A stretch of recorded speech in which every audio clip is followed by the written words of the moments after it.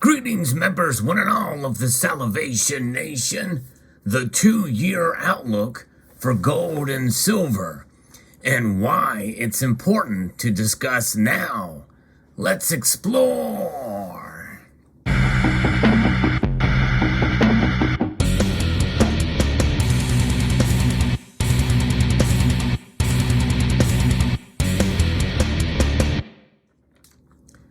Many people think that gold and silver should be a lot higher in price at this very moment in time, considering what is going on in the world and also in terms of domestic economic policies and monetary policy and the like. We've got inflation that is getting very close to double digits at this point. In fact, some feel that we're going to see that coming very, very soon, double-digit inflation. I'll get in that in a moment. We're going to be referencing an article here from Kitco News that has a forecast, another price forecast, and I know people talk about it, and some people dismiss what people say, the prognosticators of the time.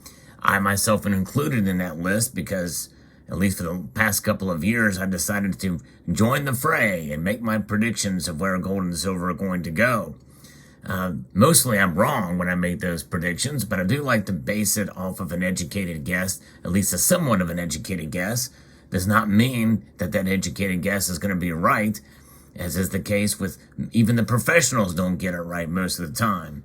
So far this year, I have gotten the gold prediction price correct twice, because I did an update video on that. I'm not going to press my luck with gold anymore, but we're going to talk about where gold could possibly go within the next 2 years.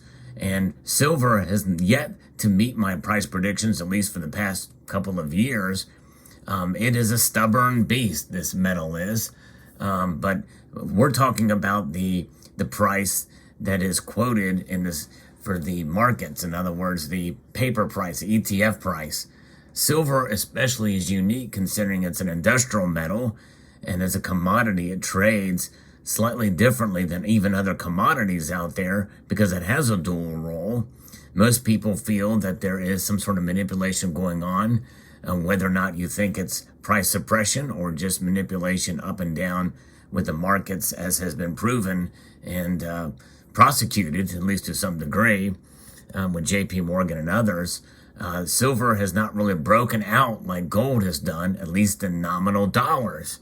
And so there's a frustration there, and there's a risk whenever you make a prediction of where silver goes. And people talk about where the price they think it will go. Really, they should qualify that on where they think it should go or should be. But you can make those prognostications all day long. The reality is what the price is. And so anything that we go out and speculate on is going to be just a guess. And whenever you make a prediction that is more than a year out, well, you can pretty much say anything and make it say whatever you want, and it seems like that it could be a possibility if it's a crazy price, you know. And so why would we entertain the thought of a 2-year outlook for gold and silver now? Why isn't it so important? Well, it's based off of what our Treasury Secretary Janet Yellen said not long ago, and her prediction for a year out from right now. And that is inflation is going to be with us for the next 12 months from right now. And I think that statement alone from our Treasury Secretary, being realistic for once about what's going on, of course, the blame, she's not willing to take blame for her role in getting us there as the Fed chair, and also what the Federal Reserve is doing with their easy money policies. 4+ rounds of quantitative easing have occurred since about 2011 or even earlier, and we are seeing modern monetary theory in practice, especially with these repurchase agreements that have been going on since before the pandemic. And what are they doing behind the scenes? Well, who knows, but we do know that they are continuing to print money, and although they may be tapering some and raising rates a little bit, we're going to see probably a total of 7 rate hikes this year, but at a 1/4 point each. That's pretty tepid. And how will that translate with the bond yield curve and what's going on there? People have predicted where it will be in by 2025, and it's already there now. So all of the things, including war now with Ukraine, that's affecting energy prices, is in effect as we speak right now. Commodities are, from an interview that was done with Britton Hill from Kitco News, commodities are the thing to put your money in these days, except for silver, maybe, I don't know. Silver's not reacting the way some of these other commodities are, like nickel and copper. Stocks are a good hedge for modern inflation, but we are past that. He likes gold because it's stable. From Britton Hill, president of Weber Gold Management, gold is easy to get in and out of, and you can buy it anywhere. Silver is also a good investment, he says. Of course, this is stuff that's, within the paper markets, because yes, you can very easily get it. Getting physical gold and silver is a little bit more challenging, but really it's just as easy as placing an order with APMEX.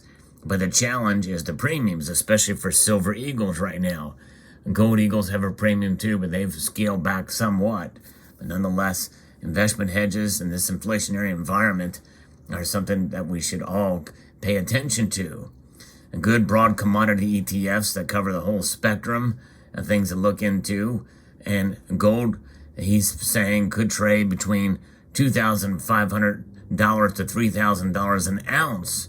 And silver could trade to $50 an ounce in the next 2 years. And I don't even know if he exactly knows why it's important to make that time frame for this investment, for this prediction. Right now, he needs to be holding something that is preserving his wealth, and gold is a heavy part of the portfolio for him.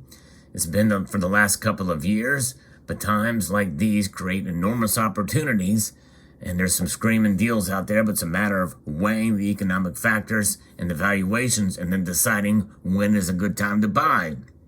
Gold is a favorite, along with silver. Silver is a wild animal and has massive swings, very volatile.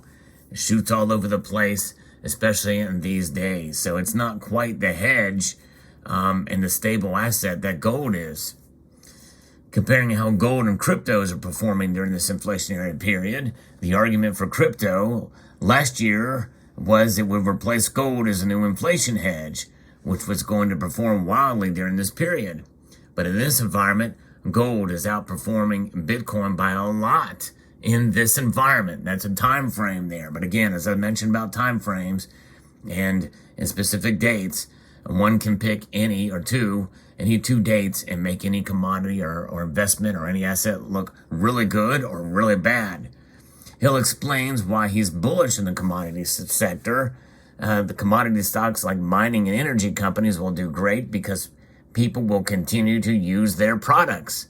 Commodity prices are skyrocketing and tend to do very well during inflationary cycles. And gold and silver are commodities. They have that going for them as well as being safe havens and as monetary metals. Hill expects food and agricultural companies to do well in this inflationary time. We're going to see a lot of things brought local rather than importing food and other goods. We are going to bring manufacturing local. New plants will be built in the U.S. to help with supply chain issues. It's gotten to the point where things have gotten so expensive, and this is an important point, now it's cost effective to build in America again.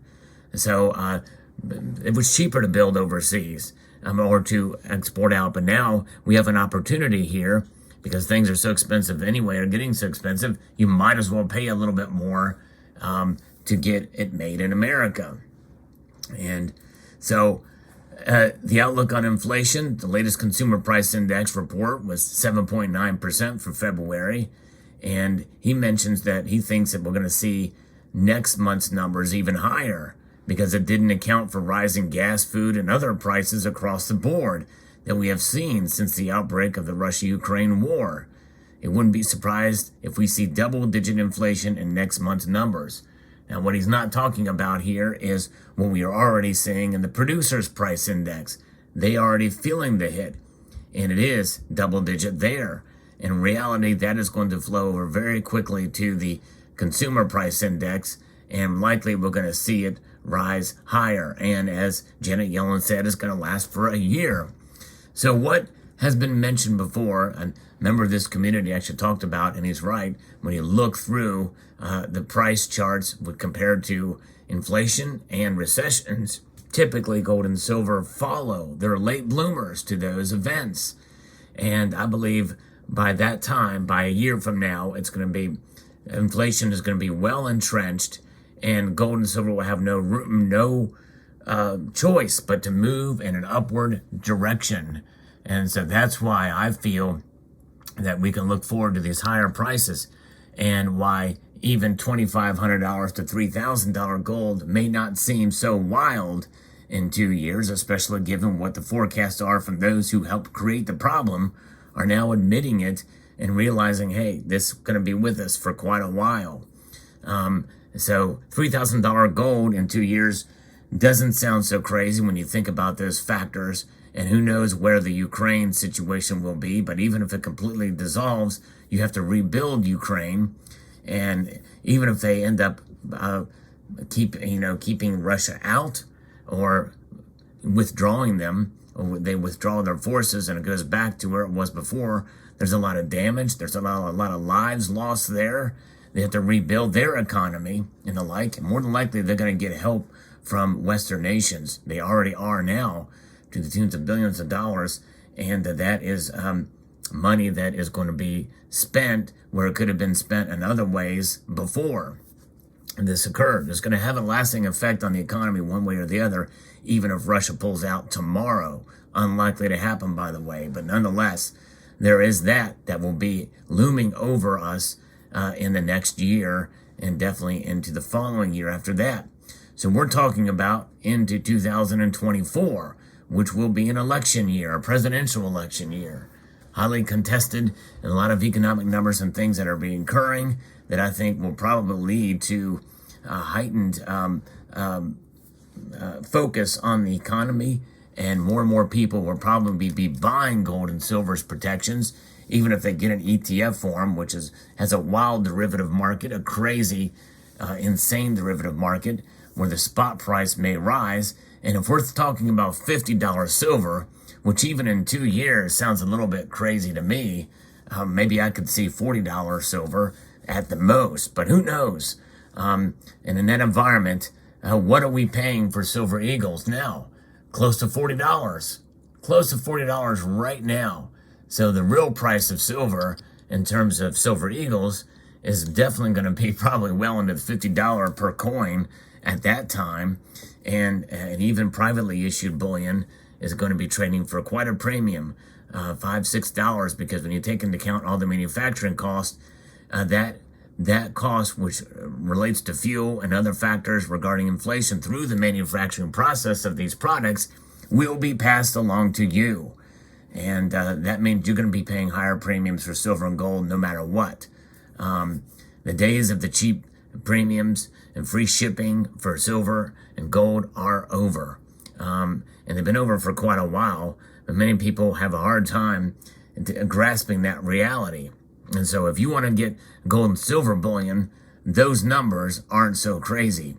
And in fact, even right now, when you're seeing silver eagles trading for close to $40 an ounce for silver eagles, that is extreme case scenario. As far as I'm concerned, I'm not buying. At least I'm not buying from a local coin shop and brand new silver eagles at that price. It's just crazy to me. But nonetheless, there's people that are collectors that want to keep their sets up. I would do that as a collector to keep the sets up, but I would not do that as a way to stack and preserve wealth by buying a bunch of eagles. But there you go. But nonetheless, there's where we're at today here and what could be in the next 2 years. Let me know what your thoughts are in the comment section below. I would like to extend a multitude of gratitude to you all for taking the time to watch, and to encourage you to please rate, share, comment, and subscribe.